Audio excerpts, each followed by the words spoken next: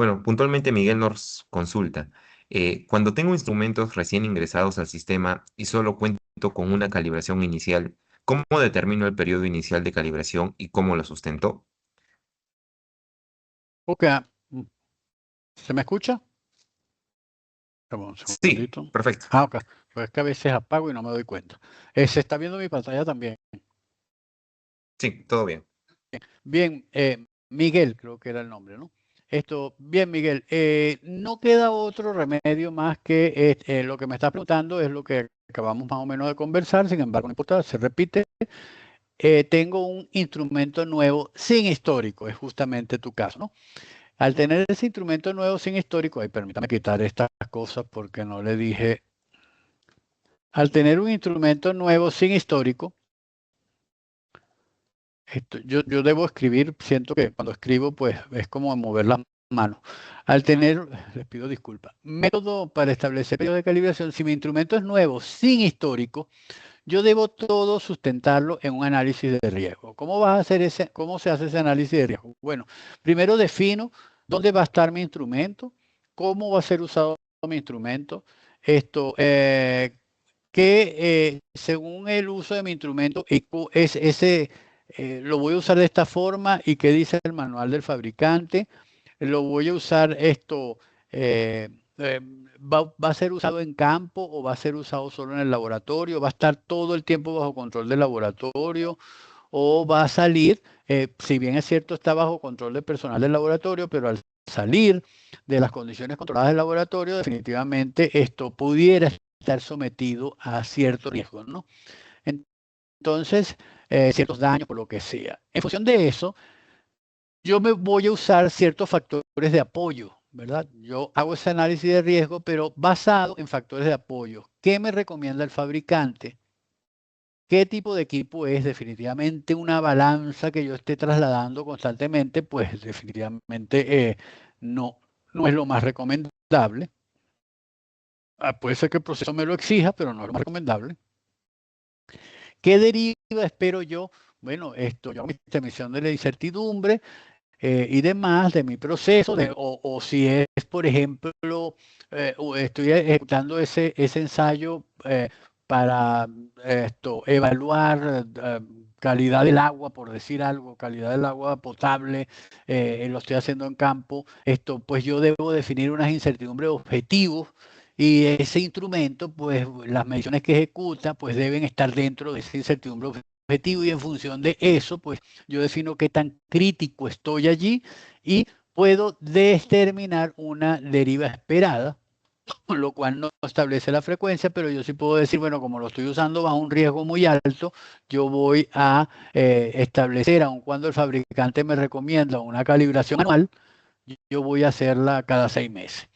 También puede ser valernos de datos publicados de equipos similares, de otras instituciones, de institutos nacionales de metrología, que digan, bueno, el equipo A o el equipo B se puede usar, se puede calibrar anualmente. No quiero decir ningún equipo porque después se malinterpreta, ¿no?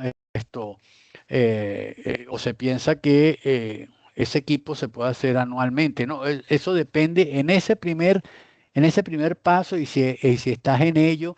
Ahorita haz primero que nada un análisis de riesgo, ajustándote o apoyándote en estos factores o cualquier otro, experiencia inclusive que tengas, y ahí defines ese periodo inicial, ¿verdad? A lo mejor ese periodo inicial te da, mira, ese periodo inicial, pues bueno, un año a mí me parece suficiente, pero tú pudieras decidir, no estoy diciendo que debes decidirlo, pudieras decidir, bueno, yo voy a usar un año, pero en esta primera calibración del año cero la voy a hacer a los 6 meses. Y después aquí hago ya una evaluación de cómo estoy, cuánto ha derivado de aquí a aquí. Y yo puedo decir, bueno, sí, puedo aguantar perfectamente un año.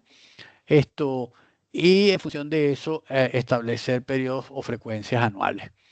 Esto, Pudiera ser también otra forma. Bueno, no, yo no voy a calibrar cada 6 meses, pero sí voy a hacer una comprobación intermedia que me lo pide la norma, pero voy a hacer una verificación aquí, otra verificación aquí o una comprobación intermedia en cada uno de esos campos antes de llegar al año para saber que estoy dentro de ese periodo. Es decir, cuando es nuevo, definitivamente es eh, análisis de riesgo y los apoyos en qué te puedes apoyar.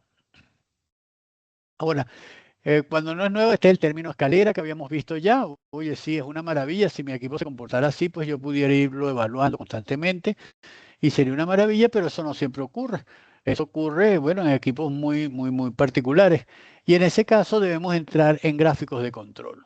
Entonces, por ejemplo, los gráficos de control tiempo calendario dice, resultados graficados en el tiempo, análisis de dispersión y deriva, permite calcular un intervalo óptimo y requiere conocimiento del equipo. Yo voy a poner aquí valores de materiales de referencia certificados. Sin embargo, no deseo que lo asocien a material de referencia certificados. Simplemente este equipo está representando esta deriva. Lo único que no es un equipo, sino que es un material de referencia. Entonces, pero el análisis estadístico, como les había dicho, es exactamente el mismo. Entonces esto, si vemos este gráfico, pues este sería el punto y este sería la incertidumbre asociada a esa medición. Entonces ustedes me dirán, bueno, ahí se ve que no hay tendencia, porque todo está dentro de la incertidumbre. Entonces pareciera que no tiene ningún aporte por estabilidad, bueno, que no tiene ningún aporte por deriva. Eso es verdad. Esto lo estoy evaluando en un periodo de tiempo determinado, esto cada 3 meses. O sea que tengo 3, 6, 9, 10, 11, 12, 13, 14, 15. Lo estoy haciendo por periodos anuales, digamos así. Estoy haciendo esa evaluación de mi material de referencia. Sin embargo, yo pudiera, ¿verdad? Por hacer un análisis de la pendiente que tengo aquí, asumo un comportamiento lineal y digo, bueno, hago un análisis de la pendiente, como lo tengo aquí, la pendiente 0.0014, la desviación estándar de la regresión, eso lo hago a través de análisis de regresión con Excel, me da todos estos valores, me da este valor, la desviación estándar de la pendiente, pues me da este valor, los grados de libertad que tengo, pues tendré n-2 grados de libertad, porque estoy haciendo una regresión, en este caso tengo 1, 2, 3, 4, 5, 6 puntos, 6 menos, bueno, esto del grado de libertad de la regresión serían 5, perdón, n-1. Esto en este caso serían 5 y la probabilidad esto, a la que voy a trabajar sería 0.05 y voy a determinar por la hipótesis nula si yo tengo una tendencia, significativa diferente de 0. Por la hipótesis nula esto me dice sin tendencia significativa pendiente no es diferente de 0. Es decir, mi pendiente no es diferente de 0. Eso no quiere decir que mi pendiente sea 0. Simplemente la hipótesis nula me dice no es diferente de 0. Entonces, en consecuencia, lo que me está diciendo es que eso te está comportando bastante linealmente. Sin embargo, en materiales de referencia, aún así, esta tendencia que estoy observando aquí, la debo determinar al cabo del año, ha sido esta tendencia, y esto lo debo incorporar a la incertidumbre de la medición de mi material de referencia. ¿Por qué? Porque lo pide la norma, pero lo que estoy haciendo es un análisis de deriva. Yo puedo decir que el impacto por estabilidad, en este caso, o el impacto por deriva, porque estoy viendo cómo deriva mi valor certificado con el tiempo, mi impacto por deriva es extremadamente pequeño frente a la incertidumbre de mi medición. En consecuencia, yo podría concluir que no tengo deriva. De hecho, si yo quito la incertidumbre de mi gráfica, pues tendría esto. Uy, aquí se ve como escandaloso, se ve bastante escandalosa esa pendiente, pero es esta misma pendiente, es esta misma gráfica. Por eso es que es bueno resultados graficados en el tiempo y análisis de dispersión, ¿no? O sea, se requiere la dispersión asociada también. Eso sería una forma. Otra forma, por ejemplo, como dice, gráfico de control, pero en este caso vamos a ver el comportamiento, ¿verdad? ejecutando en lugar de una calibración, sería pues ejecutando 3 calibraciones en periodos de tiempos diferentes. En ese caso, yo puedo determinar, mira, la diferencia entre grupos, este factor que tengo aquí, que es muy importante. Hay un micrófono abierto. ¿Aló? ¿Aló? ¿Aló? Tengo una interferencia allí. Ok. Hay un factor de agrupamiento, SBB cuadrado, que me dice si el valor, cuando este valor es negativo, lo que me está diciendo es que no existen diferencias entre grupos. En consecuencia, es como que tengo una muestra totalmente homogénea o es como que tengo una muestra que se ha comportado totalmente estable entre grupos, tal cual como vimos la primera gráfica, en este caso viendo solo estabilidad, pues en este caso me está diciendo lo mismo, la diferencia es muy, muy pequeña. Yo podría, por supuesto, hacer una estimación de la incertidumbre, en este caso, evidentemente me va a dar más alta, y pudiera estimarla en función de estos parámetros que tengo aquí. Pero el factor de agrupamiento es que me dice particularmente cómo se está comportando la diferencia entre grupos, si existe o no existe deriva. Si yo representara gráficamente estos valores, los valores promedios, pues tendría esto que tengo aquí. Evidentemente, aquí lo que estamos viendo es esto. No hay no hay un análisis de deriva, sino un comportamiento aleatorio de los valores. Tal cual como lo estamos viendo en este caso. Ese sería gráfico de control tiempo calendario. Por ejemplo, este ejemplo solo lo hago para mostrar cuando sí se ve la deriva, por ejemplo. En este caso, bueno, bueno, no lo vemos aquí. Esto es un material primario de turbidez. En este caso, pues no tenemos un gran impacto por deriva. De hecho, cuando hacemos el análisis por pendiente, dice sin tendencia significativa, pendiente no es diferente de cero, aun cuando puedo usar esta pendiente para incorporarlo a la incertidumbre sin ningún problema. Ahora, tenemos un material secundario que sería el equivalente a este primario, pero son materiales estabilizados, donde si nos fijamos, aquí lo que pasa es que se están representando los tres valores.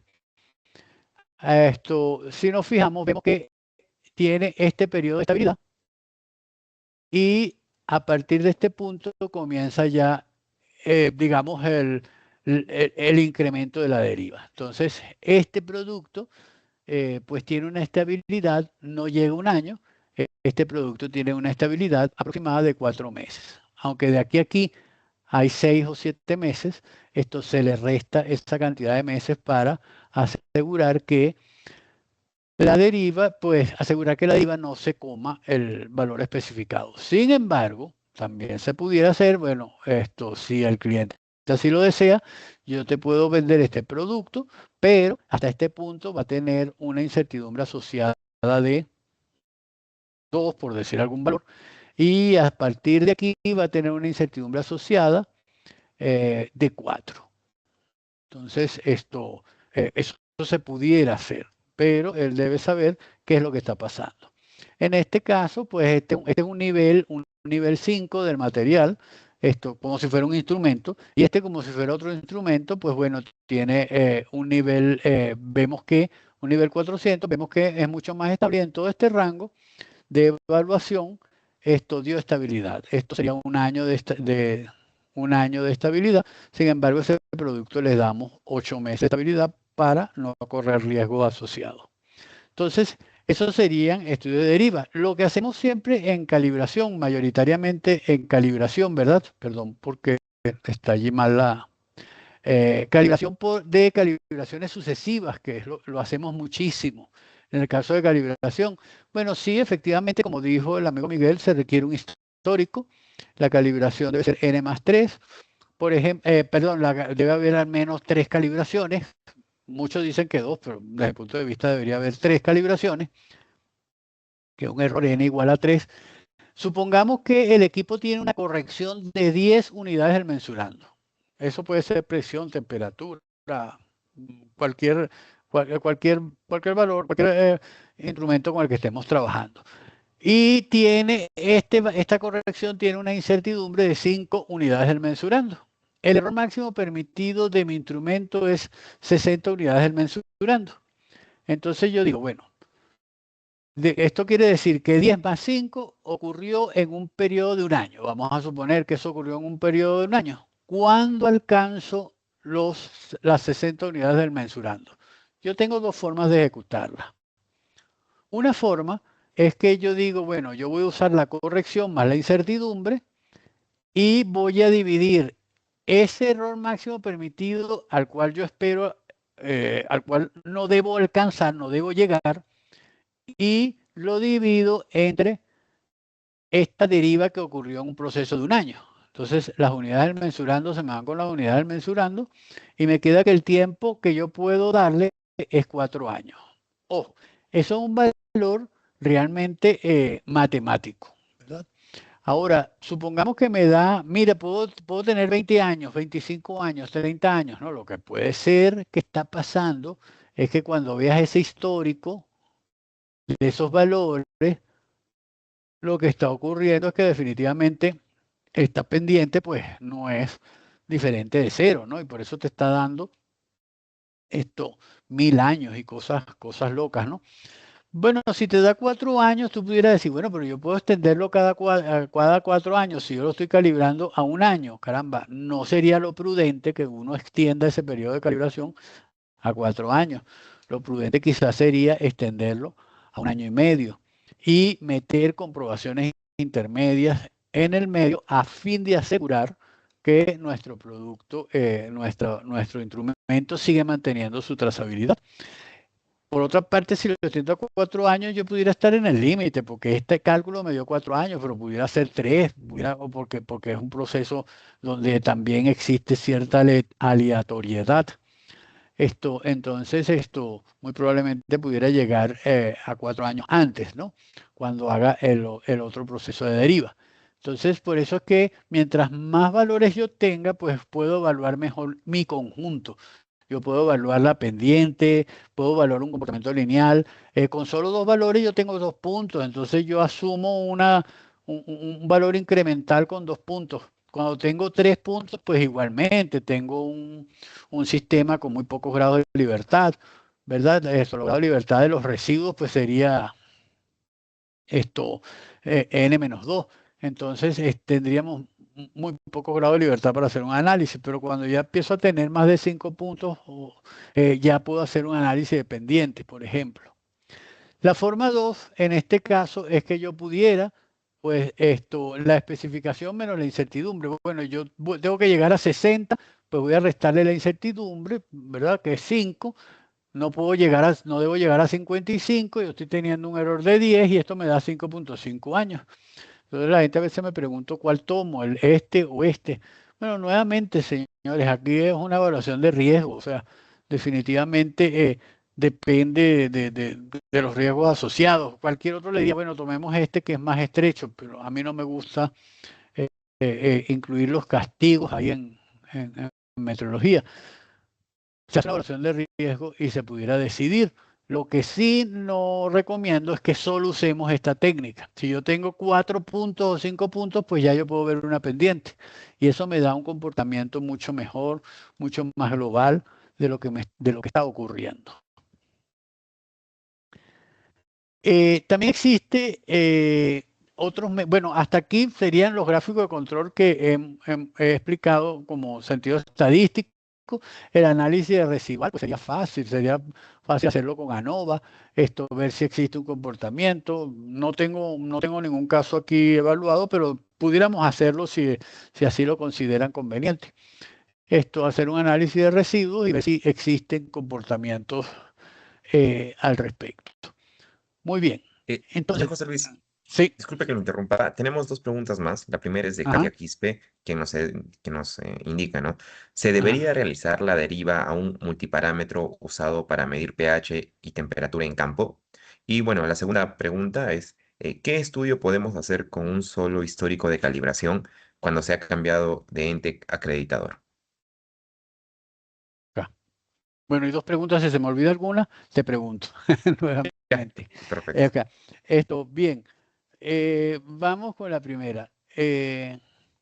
Si yo tengo un pHímetro en campo, estoy hablando de eh, lo que yo haría, ¿no? Permítanme incluir una nueva, permítame incluir pegar una lámina. Si yo tengo un instrumento que yo uso en campo, definitivamente eh, no voy a hablar de pHímetros o de conductímetros, ¿no? Bueno, la pregunta fue muy directa, ¿no? Fue pHímetro y conductímetro, entonces creo que sí debemos hablar de pHímetro y conductímetro. Los pH y la conductividad tienen una particularidad, y es que en los métodos de medición, no lo digo yo, lo dicen los métodos de medición, cualquiera sea este, ¿no? Y ustedes que son expertos en ensayo. Yo trabajé en ensayo también bastantes años, pero ya tengo bastantes años en calibración. Pero cualquier método de ensayo, en pH o en conductividad, yo debo verificar el instrumento, eso lo debo hacer. Después debo ajustar si es necesario,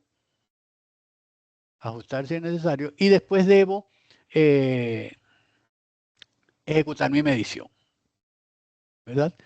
Esto, en el caso de pH, en el caso de pH en particular, debemos entender que cuando nosotros ajustamos, lo que estamos es ajustamos en un punto o en dos puntos. Eso lo entiendo. Esto, dependiendo de lo que diga el instrumento, eso hacemos. Usamos nuestros materiales de referencia certificados. Yo le digo a la gente, en este caso, uso material de referencia, no uso material de referencia 0.0001 de incertidumbre, porque, por Dios, esto está trabajando en campo, ¿no? Trabajar con este material es desperdiciar dinero. Trabaja con un material de referencia perfectamente válido hasta de 0.05 de unidades de pH, de incertidumbre de unidades de pH. Ajustamos el instrumento y después ejecutamos la medición. Ahora, definitivamente, la incertidumbre que yo espero en campo, bueno, este ajuste me dice, mira, sí, el instrumento está dentro del 95% de eficiencia del electrodo, la pendiente, pues sigue la ecuación de Nernst, o sea, no hay problema, mi instrumento está bien y yo ejecuto mi medición. Ahora, definitivamente esta medición en campo, vamos a suponer es 4,63, por decir algo, unidades de pH, ¿verdad?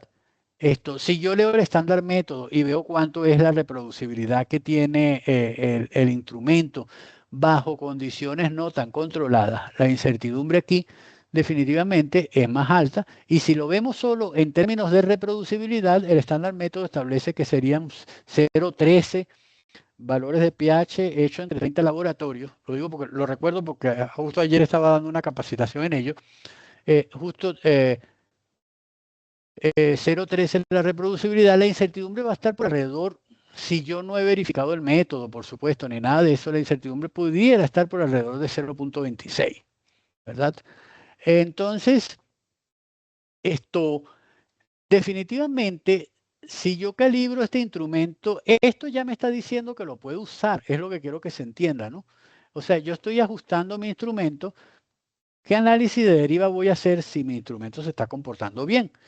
Para la incertidumbre que yo espero, para la incertidumbre que yo espero. Cuando yo lo mando a calibrar a cualquier laboratorio de calibración, pues bueno, el control de temperatura es a niveles de 0,01 grados Celsius o 0,1 grados Celsius, dependiendo del laboratorio. Lo que exige el método de calibración es control de temperatura a 0,1 grados Celsius.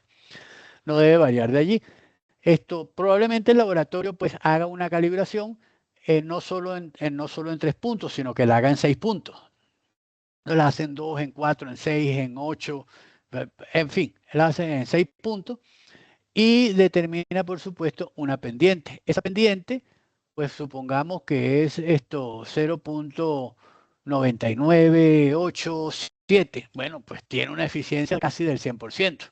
Está perfecto el instrumento. Está esto tendrá unos errores pequeños, probablemente muy pequeños. Entonces, hacer un análisis de deriva aquí, con estos valores, cuando tienes la siguiente calibración, te va a salir prácticamente cero, porque es que el instrumento tiene que ser ajustado, ¿no? Entonces, la deriva te va a salir siempre, debería salirte siempre sin deriva. Es decir, cuando tú hagas la representación gráfica de las correcciones de tu instrumento versus el, sí, hagas esa representación gráfica y hagas un análisis de pendientes. Si tienes bastantes puntos, tienes al menos más de 5 calibraciones, te darás cuenta que la pendiente no es significativamente diferente de cero y puedes establecer que definitivamente no hay deriva porque ni siquiera la puedes ver porque estás ajustando tu instrumento constantemente. Entonces, en el caso de pHímetros en particular, hay que tener cuidado cómo vamos a hacer ese análisis de deriva. Esto, lo mismo ocurre con conductividad. Claro, conductividad a mí me parece algo como más crítico, ¿no?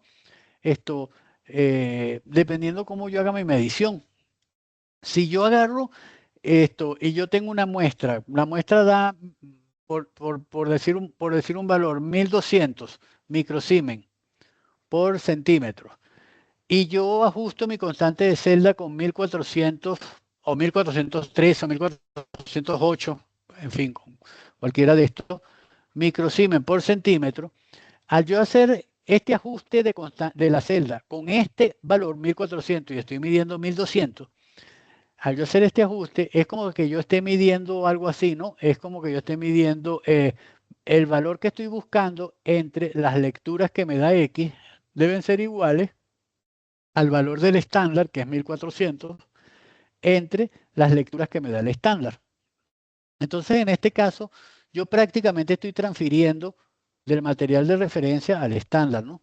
Estoy transfiriendo directo el material de referencia al estándar. Estoy haciendo una medición transfiriendo la constante de celda. Entonces, aquí definitivamente voy a tener menos incertidumbre, pero ojo, yo estoy haciendo un trabajo en campo. En un trabajo en campo no estoy controlando la temperatura como si la controlo en un laboratorio. En el caso de estos medios de la conductividad, la variación con temperatura es mucho más alta. Entonces, en este caso tengo un trabajo en campo. eh, la incertidumbre, pues fácilmente el estándar método me dice que está entre el 1 y el 2% trabajando de forma controlada. Si yo estoy trabajando en campo, la reproducibilidad me refiero, si yo estoy trabajando en campo, no me extrañaría que lleguemos a un 4% de reproducibilidad. Y tampoco me extraña, esto me daría que, bueno, yo pudiera alcanzar hasta un 8% en incertidumbre en el caso de trabajos en campo por ese proceso de control de la temperatura, pues. Entonces, ¿qué puedo hacer? Bueno, sí, yo mando a calibrar mi instrumento, tengo el periodo 1, tengo el periodo 2, tengo el periodo 3. Mi recomendación sincera es que en lugar de estar haciendo eso, si tengo un histórico significativo, ve si tu instrumento realmente presenta una pendiente significativa diferente de cero. Si tu instrumento comienza a tener una pendiente significativa, eh, eh, eh, eh, o sea, la variación sí es significativa y no es, y es diferente no es diferente de cero, o varía, perdón, mejor dicho. Pues bueno, sí, entonces evalúa, teniendo esa pendiente con el tiempo, hasta dónde vas a llegar.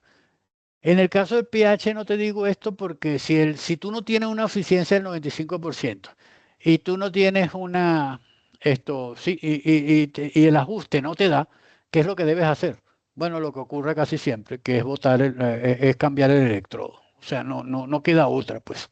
Si no obtienes la eficiencia o no obtienes el- la pendiente adecuada, que sería que siga la ley de NERS, el 58 milivoltios o alrededor de 58 milivoltios, es decir, el pH 7 no es cero, o el pH 7 no está entre más o menos 58 milivoltios, pues definitivamente tu equipo requiere, el electrodo requiere ser cambiado. Raramente sería el equipo el que esté malo. La otra pregunta era ¿cómo hago si cambio eh, de, de ente de calibración? Bueno, si cambiamos de un, de-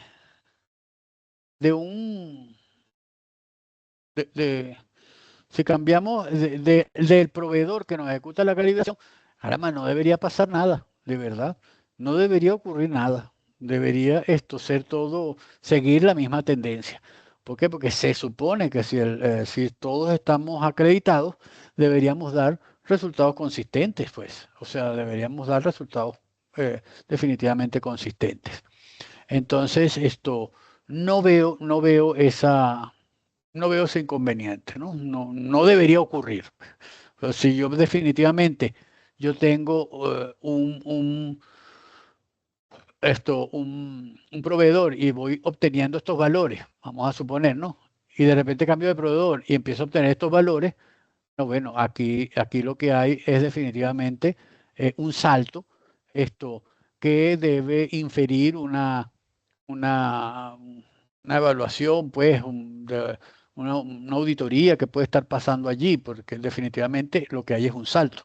No quiero decir que no pueda pasar, porque a nosotros nos ocurrió pero en términos del material de referencia, pues teníamos un proveedor, estamos midiendo estabilidad, teníamos un comportamiento así, y cambiamos a proveedor y nos dio de esta manera.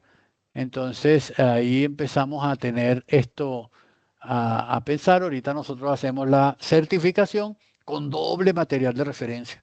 O sea, un proveedor y otro proveedor, doble material de referencia primario, es mucho más caro, mucho más costoso, pero nos debería dar igual. Esto nos tiene que dar igual. Y el proveedor, este segundo, pues ya lo descartamos. No digo quién es por razones obvias, pero sí lo descartamos.